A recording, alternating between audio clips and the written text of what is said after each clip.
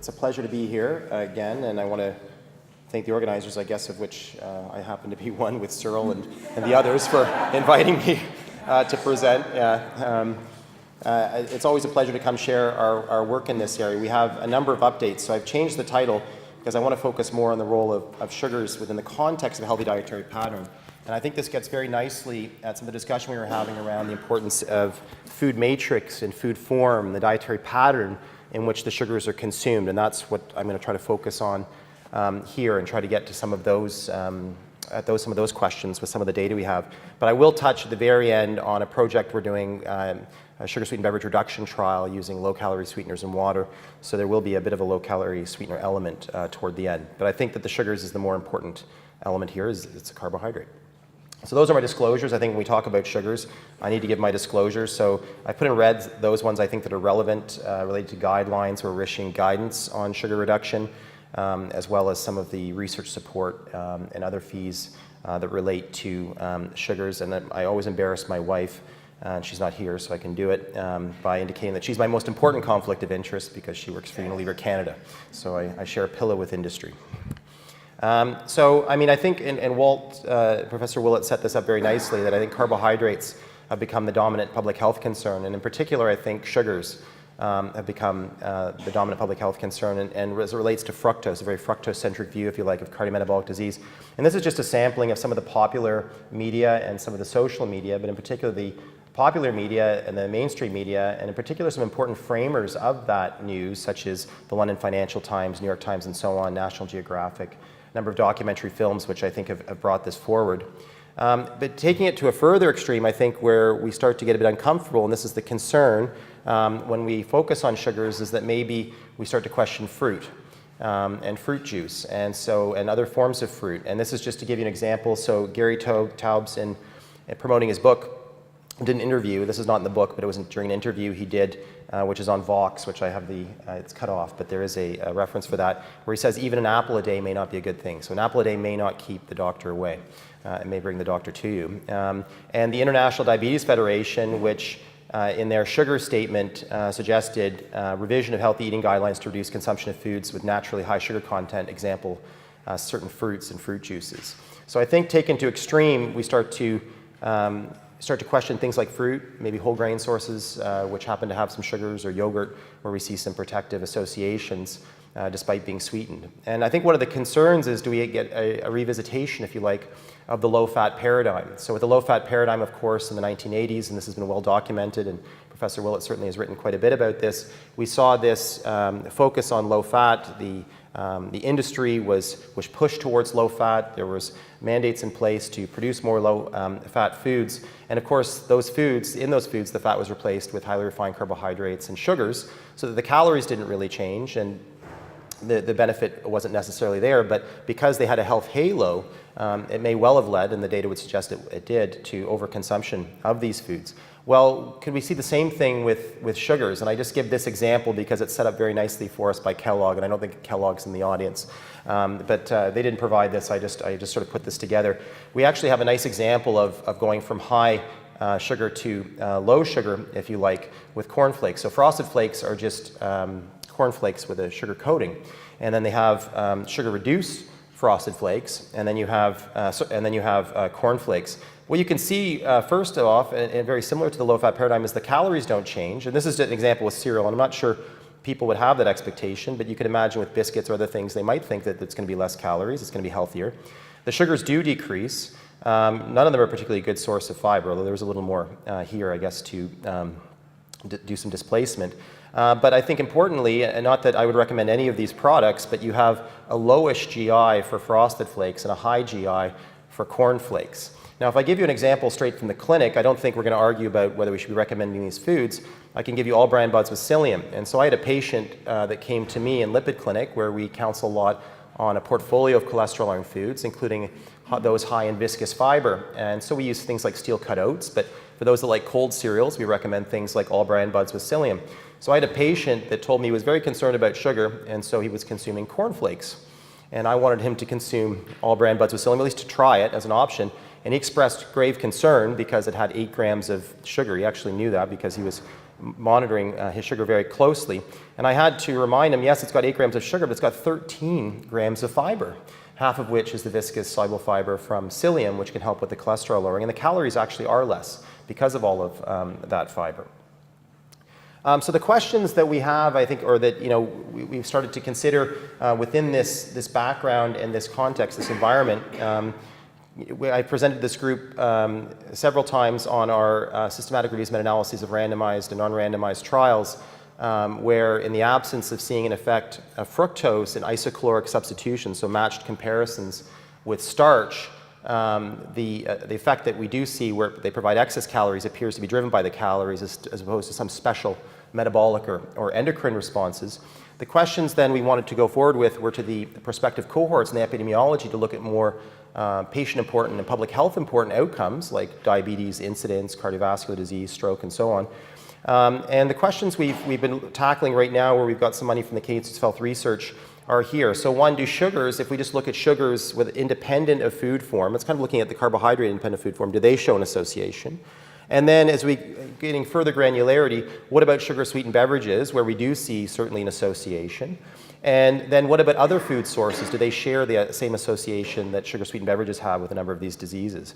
So if we start with the first question, we've conducted a series of systematic reviews and meta-analyses. We published a few of these. A couple are pending submission as we do some reanalyses and look for some more data. But, and I don't have time to go through them all, but as I have presented these to this group before, we don't see an association when you model total sugars, sucrose, or fructose with any of these disease outcomes, with the one exception of gout. With gout, you do see an association with fructose. But when you compare high versus low intakes, you don't from diabetes through to CHD. And you actually see an interesting protective association, which I don't think is protective, and I think it may represent some interesting confounding of sucrose with diabetes. If we look at the second question about sugar-sweetened beverages, a lot of this work has been contributed by the Harvard group and others. We just did one systematic review as it related to hypertension. You do see quite a consistent signal from diabetes metabolic syndrome through to stroke of an adverse association of sugar-sweetened beverages with these conditions. And I think that's well known and it's not really to be debated. But there is this association with sugar-sweetened beverages. To us, I think the more important question, where we have some new data that I'm excited to share, is do other important food sources of sugars. So if we take this focus again on the food matrix and food form and dietary pattern-based approaches, which we're moving towards in guidelines, if we look at other important food sources, what do we see? And we know certainly in the United States, non-alcoholic sugar-sweetened beverages are the most important source of sugars. Even so in Canada, depending on the age group. But there are also other important food sources from grain and grain-based products, fruit and fruit products, confectionery, and dairy-based products. So we wanted to look specifically at those. So we've done a series of systematic reviews and meta-analyses on this question. We've published an umbrella review as part of our CMAJ paper, which I'll show. The rest are all in process, so I'm going to show you is unpublished data.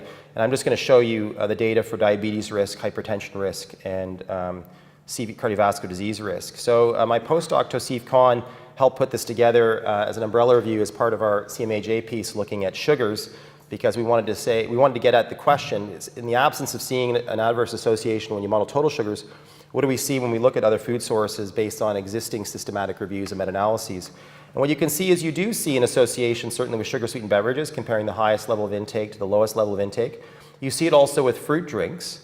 You see really a tenuous, if you like, association with fruit juice. It depends on the model you use, whether you see it. So it's a very small association if it's there, but you do see that. But if you look at other food sources, you either see no association, or in green here I've put protective associations. So for example, yogurt is protective for diabetes, and we heard that already from one of the presentations. I think Jordy had mentioned that in his presentation. Ice cream, which I find very surprising. Maybe it's a marker of affluence, I don't know. I'm not saying, I don't think ice cream is necessarily protective, but this is what the two cohorts that have looked at this question have found. Whole grain cereals, so again, I think most cereals are sweetened, even whole grains, to get those down. As David always likes to say, a little sugar helps the dietary fiber to go down, helps the oatmeal to go down. So in this context, certainly it's protective. And fruits are protective. Now, what about hypertension? So this was done by Annie, a really bright and capable undergraduate fourth-year student who's probably destined for med school. She screened almost 3,000 papers, and she identified or included 25 cohort comparisons in over 600,000 individuals and with over 234,000 cases of incident hypertension.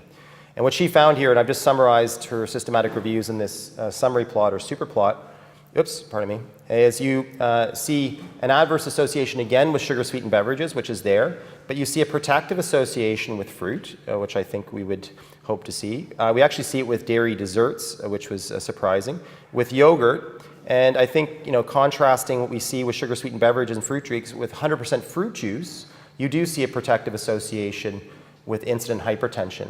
I think what's interesting as we move forward with this is, and we'll get to that in the next set of slides, is does that translate into reductions in stroke and stroke mortality, as you might expect if we did see a reduction in hypertension. So if we move on to CHD now, this work's being done and led by a PhD student of mine, Rodney, and we've been invited to submit this to Nature Reviews in Cardiology, so he's just trying to get that together to submit to the editors in the next couple of weeks. So he screened almost 3,000 papers, and he identified 62 cohort comparisons and over 3 million individuals. This is aggregate, putting all the different comparisons together, in over 94,000 cases for CV incidence. So this is total CVD, CHD, and stroke. And then 42 cohort comparisons in over almost 3 million individuals with over 44,000 cases for CV mortality. This is total CVD mortality, CHD mortality, and stroke mortality. So what did he find? Well, we didn't see any association. This is for the incidence now. We didn't see, for CV events, any associations, positive or negative. They were all neutral and some of them quite imprecise for CV incidence across these different food sources of sugars. However, for CHD incidence, we do see again, and you saw the data from the Harvard group from Schultz, which was one of the original analysis, showing this relationship with sugar-sweetened beverages. And when we put together the existing cohorts, there's 4 that have reported, you do see this association. You see an adverse association with fruit drinks, and you see an adverse association, although it's quite imprecise, and it's just one study, for cookies and cakes. But you see a protective association for fruit, and you see a protective association for breakfast cereals. So again, we might argue, is this being driven by whole grain cereals or high fiber cereals, but you do see a protective association in the context of cereals. And for fruit juice, there's no association. Now if we get to stroke, and I think this is important because the data we looked at for incident hypertension, we see a non-significant increased association for sugar-sweetened beverages. And I should say here that you see an association in women, but not in men. So this gets at your sex differences, Simon. And you see this a lot with the sugar-sweetened beverages, where you see a higher relative risks in the women than you do in the men. They tend to be more attenuated. And even for glycemic index and load, we've seen that. But you see a protective association for fruits, a protective association for fruit juice, which I think is important, showing that it's behaving differently than is sugar-sweetened beverages or even fruit drinks. And we don't see any associations here for breakfast cereals, yogurts, or ice cream. Now, if we look at the more patient-important and population and public health important outcome, mortality, what we all really care about, what do we see? Well, we see no adverse associations, but we do see protective associations for fruits, for CVD mortality, that's total CVD, which includes both CHD and stroke. For CHD mortality, so this is for fruits, fruit juice again, showing a benefit for CHD mortality, and breakfast cereals. It's imprecise, but it is just a borderline significant association. Nothing for yogurt. And then for stroke mortality, again, continuing this theme through hypertension, incident stroke, and now stroke mortality, we see a benefit for fruit and fruit juice. And this may be part of the DASH phenomenon because they're very good sources or vehicles for potassium and potentially some other regulatory electrolytes, if you like. So what's the way forward, based on some of these data? And I think that was kind of one of the questions we were getting at, in the tension between reductionism and food and dietary pattern-based approaches. Well, I think the way the guidelines are moving, and certainly the way we're moving in Canada, and this is something we've done with the Canadian Diabetes Association, now called Diabetes Canada, and we've done with the Canadian Cardiovascular Society guidelines, and the USDA guidelines are moving this way. There is this shift now towards food and dietary pattern-based approaches, or a combination or hybrid of the two, where you show that with some macronutrient-based targets. But there's a move away from looking at single nutrients towards foods and dietary patterns. And this really acknowledges the important interactions between nutrients within a food, between nutrients and the food in which they're contained, between the food and the diet in which they're contained. So these get at those interactions which you don't get at when you take a more reductionist approach. And this is just to give you an example, just in the interest of time. I'm not going to show you all the examples, but what we've done with the Canadian Cardiovascular Society guidelines. And these are just, and I've just put these in a different color, some of these, such as the Mediterranean diet or Portfolio or DASH, to show diets which would contain some of these sugar-containing foods, for example, such as whole grain cereals or yogurts or fruit juice, where as part of a healthy dietary pattern, their benefit has been shown. What are the takeaway messages? So I think any threshold, and now I'm pulling together some of the data I haven't shown you from before, which is based on our systematic reviews meta-analysis of trials, but any threshold for the effect of fructose-containing sugars on cardiometabolic risk appears to be highly dependent on energy balance, which we've really found in those studies, but also food form, I think, which we're showing here when we look at the cohorts. Whereas sugar-sweetened beverages show an adverse association, they really appear to be the special case. The same does not appear to hold, and we'd like to see more data because some of the cohort comparisons are very limited. We don't have a lot of data, but they don't appear to hold for now, certainly for important food sources of fructose-containing sugars, with even protective associations seen, as we indicated, for things like fruit, 100% fruit juice, whole grain cereals, and yogurt. And there are many pathways leading to obesity, diabetes, and cardiovascular disease, and really I think a food and dietary pattern-based approach gets at the best approach to really take into account a lot of those interactions. Now, I said I would touch on it just before I finish, and it's just one slide. So we are doing some work with low-calorie sweeteners. So we got funded by the Canadian Institutes of Health Research to do a Stop Sugars Now trial, which is a sugar-sweetened beverage reduction trial, displacing the calories from sugar-sweetened beverages and people already consuming them. So the entry criteria is they're already consuming them with water or low-calorie sweeteners. And this is really we've done a network meta-analysis showing that low-calorie sweeteners appear to have a similar benefit as water in terms of their ability to displace calories and improve outcomes. But there's been this concern that there may be an effect of low-calorie sweeteners on the microbiome, and that may lead to glucose tolerance issues based on the Suez paper in Nature. So this is really to get at that, because we're going to collect poop samples. So we're going to do microbiome analysis, which is one of the primary endpoints, and the other primary endpoint is glucose tolerance. And then we have a number of secondary endpoints like proton MRS for fatty liver and intramyocellular fat, and a number of others to get at some of the mechanisms around that glucose intolerance should it be seen. And then we have another study through Agriculture Agri-Food Canada and the cluster program with dairy farmers, which is just pending, but we managed through a couple of hurdles to look at not a sugar-sweetened beverage reduction trial per se, but it is a reduction trial, but not to displace the calories, but to replace them with low-fat dairy, sweetened dairy, or full-fat dairy, to kind of look at dairy and the dairy matrix and how that impacts and how that relates to sugar-sweetened beverages. So with that, I want to acknowledge some of the sponsors of this work and our tremendous students. Thank you.